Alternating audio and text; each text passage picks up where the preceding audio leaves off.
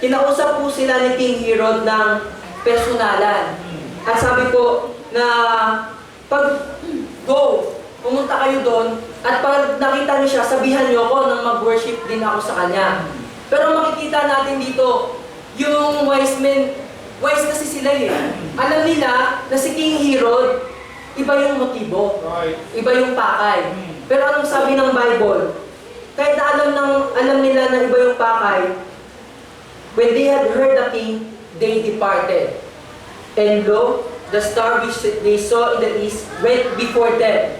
So nanguna po sa kanila, till it came and stood over where the young child was. Yung po, kita-kita po natin kung gaano po yung eagerness ng wise men na pumunta po dun sa star.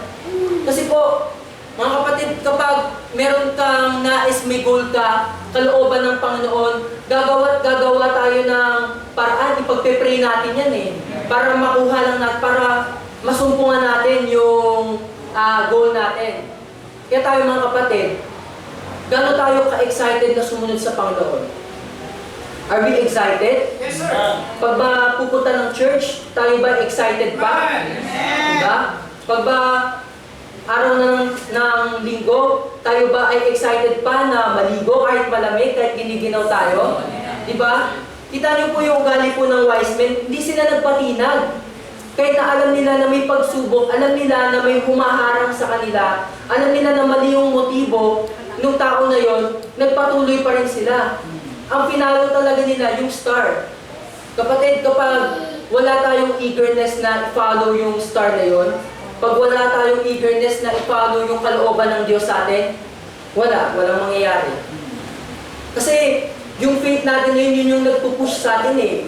Yun yung nagtutulak sa atin para maging willing. Kaya nga, faith encourages you to serve the Lord excitedly.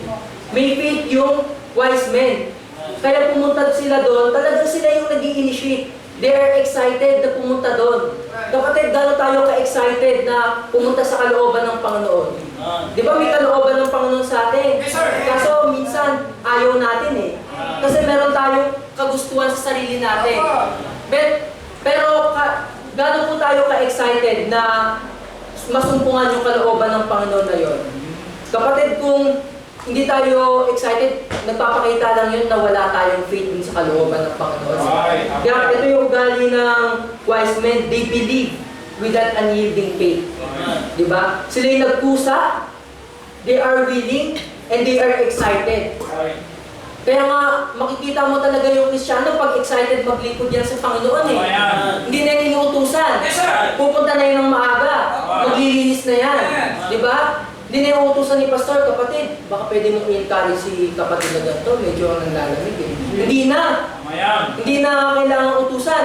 Kung magtuturo sana kasi excited eh. Para sa Panginoon eh. Yun yung star na pinapalo niya eh. Kapatid, dapat tayo, lagi tayong may star sa paglilingkod sa Panginoon. I want that star. Kailangan mapuntahan ko yan. Meron tayong level of maturity. Kailangan mapuntahan ko yan. Ganun yung wise men. They are very willing. They are very excited. Diba? Panginoon, pinapanalangin ko po itong mga anak ko makapagtapos ng pag-aaral. Kahit po mahirap ang buhay, pero sa inyo po kami nagtitiwala. Yun yung star mo eh. Na mapagtapos yung mga kapatid. Sige lang. Push mo lang yan, sabi nga nila. Push mo yan. Diba? Kapag nalooban ng Panginoon yan, Panginoon ang gagawa ng paraan. Yung faith, Panginoon ang maglalagay sa'yo ng faith. Because faith encourages you to serve the Lord willingly. Yan ang palatandaan po pag may faith, willing yan. Willing yan. Kahit na hindi mo nasabihang mag-Bible study yan, magba-Bible study yan. Kasi may faith. May faith. Kaya mga kapatid, doon natin makikita yung sarili natin. Gano'n na ba kataas yung faith ko sa Panginoon? Kasi kapag may faith pa ako sa Panginoon, mataas pa yung faith ko sa Panginoon, nagiging willing ako maglingkod. Nagiging willing ako maghintay. Diba? Yung, I do believe, ito pong wise men, dahil malayo yung kanilang pinanggalingan, patience ang patience po ang tinest sa kanila. Yung kanilang patience, sinusubok yung kanilang faith. Pero, they are willing to wait. Alam nila na after ng mga hardships na to, ng mga dadaanan namin, disyerto man to, malubak man to, merong star na naghihintay. Merong star. Kapatid, kung malubak ang daan, tatandaan po natin there is star. Yes. Amen? Ang kailangan na po natin maglingkod, magpatuloy. Kailangan gamitin po natin yung faith natin. Kasi pag wala yung faith, hindi ka maglilingkod willingly. Magrereklamo ka lang. Kapag inutusan ka, magrereklamo ka lang. Kailangan mga kapatid, di na tayo inuutusan. Kailangan we are excited. Yes, sir. We are excited to serve the Lord. Amen. So, when we are excited to serve the Lord, ine-energize tayo ng faith na yun. Di ba? Merong commercial po ng calorie. Di ba yung sa, mali pala, sa commercial po pala ng energy drink. Di ba yung sa may commercial ng energy drink, hindi na nila biglang huminto yung Ferris wheel. Pero nung uminom siya nung energy drink na yun, tumakbo siya doon sa may Ferris wheel, napaikot niya ulit. Parang ganun yung faith, mga kapatid. Parang ganun po yung faith. Ine-energize po tayo nito eh. Minsan may time na nanghihina tayo, but kapag may faith, ine-energize tayo, we will serve excitedly. I do believe ito pong wise men, they serve excitedly. Kasi pag hindi po yan excited, di po yan tutuloy. Kasi sa dami ng discouragement, doon pa lang, ay, grabe naman si Herod. Talagang, kitang-kita ko damang-dama ko, iba yung motibo ni Herod ni King Herod. Pero, hindi, tuloy lang tayo. Siguro sila ba yung nagpapalakasan sa sarili nila na merong star na naghihintay sa kanila. Mga kapatid, just follow that star. Just follow that star. At kalooban po ng Panginoon na ma-excite tayo sa gawain niya. Kalooban po ng Panginoon na ma-excite tayo sa gawain niya. Kasi, pag ang isang tao excited na gawin ng isang bagay, madami ang naiisip. Madami ang nagagawa. Nagiging creative yan. Kaya nga, kita nyo itong mga nasa harapan po natin eh. Pag talaga ang isip mo excited na, wow, parang gusto ko maging maganda yung harapan ng church namin. Excited yung mag-isip. Madami ang naisip, creative yan. Ganun po yung nangyari sa wise men. They are willing, they are excited, naging sila eh, faithful sila, naging patient sila sa pagpunta po dun sa star na yun. Ang ganda po nung ugali na to ng wise men. Talagang, once pala na sinabi nating wise men, hindi pala ito yung kabisado yung periodic table. Hindi pala ito yung summa cum laude ka sa UP. Hindi pala ito yung napakataas ng IQ mo. Pag sinabi palang wise men, yung wise pala doon, ang tinitingnan ng Panginoon yung faith mo. Tinitingnan pala ng Panginoon yung character mo. Hindi pala yung basihan ng pagiging wise ay yung katalinuhan. Ang basihan po pala ng pagiging wise ng Panginoon, yung character, yung ugali. Buksan po natin yung Bible natin sa Matthew chapter 2 verse 12.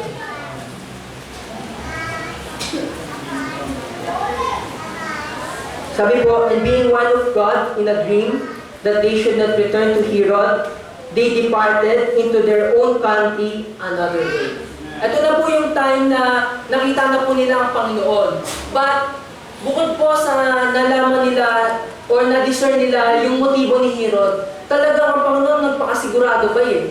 Talagang nagpakita pa talaga sa panaginip. Kaya po sabi ng verse 12, being warned of God. Kaya po dyan na may warn, binalaan ng Panginoon that they should not go or they should not return to Herod. They departed into another way. Kaya po ano pa po ugali po nitong wise men? They didn't compromise with wrong. Amen. Amen.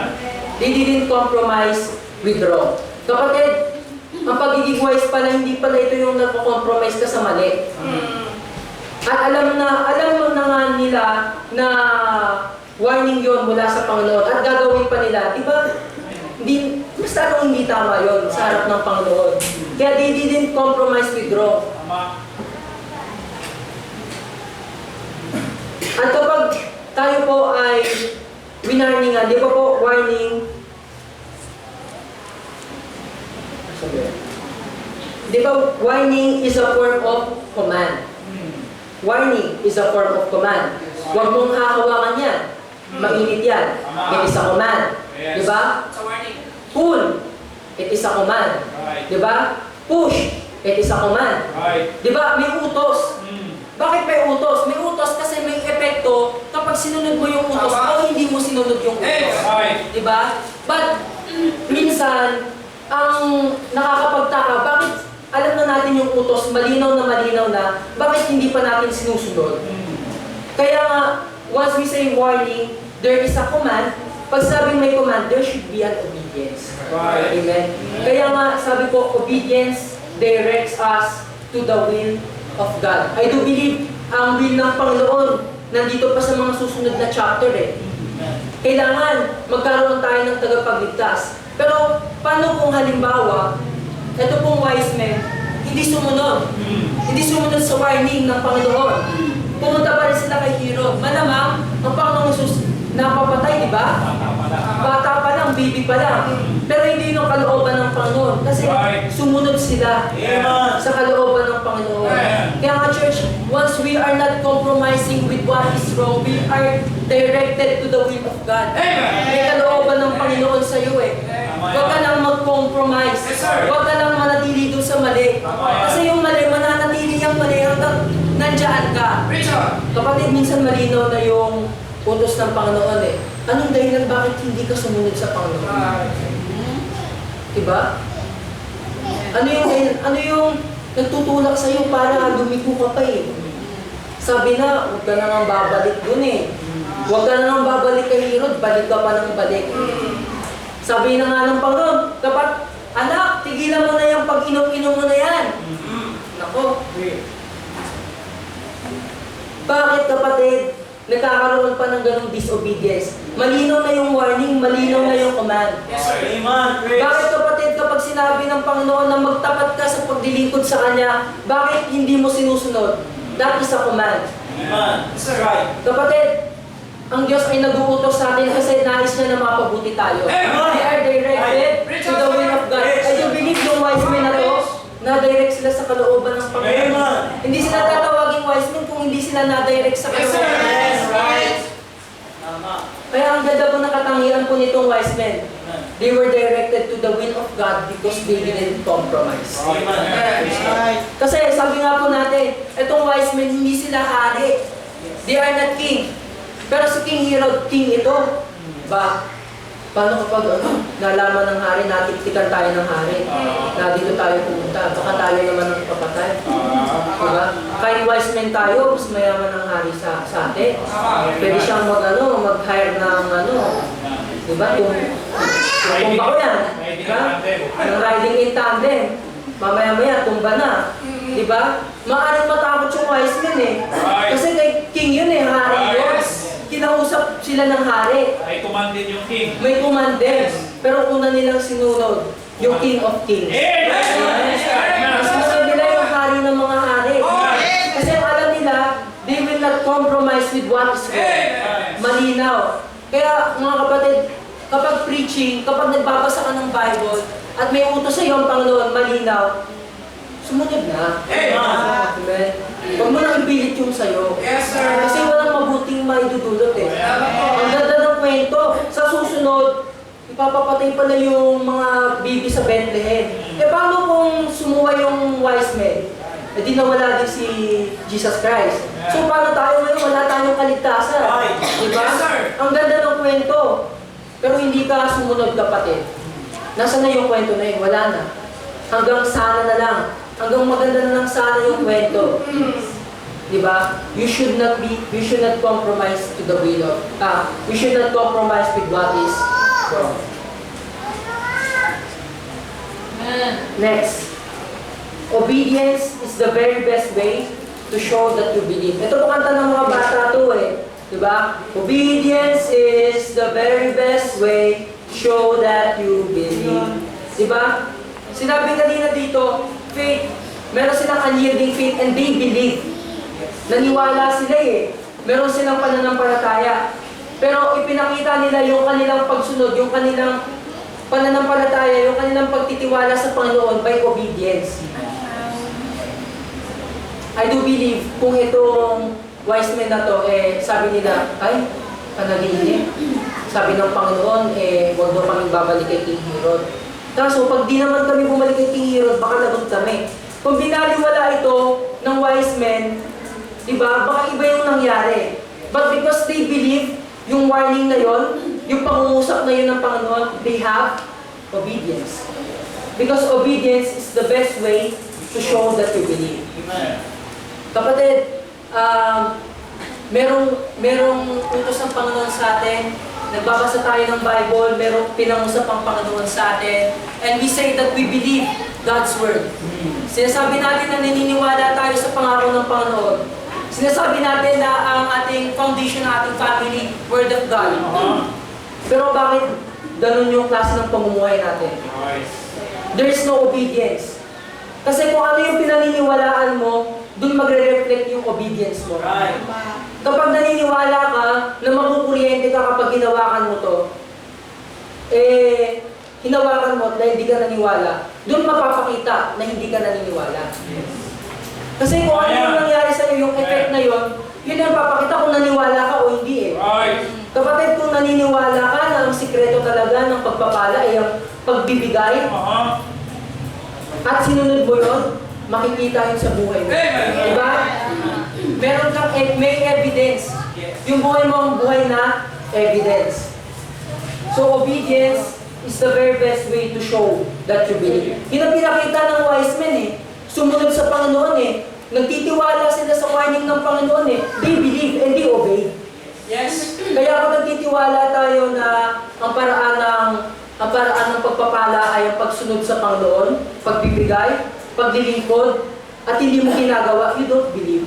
Yes. You don't believe. Pinapakita at nagre-reflect lang kung ano yung pinaniniwalaan mo.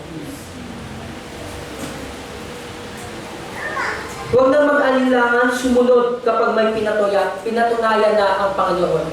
Di ba po doon sa mga naunang verses, pinatunayan ng Panginoon yung kagalingan niya, yung kadakilaan niya, yung star mismo ang nanguna. Ang galing, star mismo ang nangunguna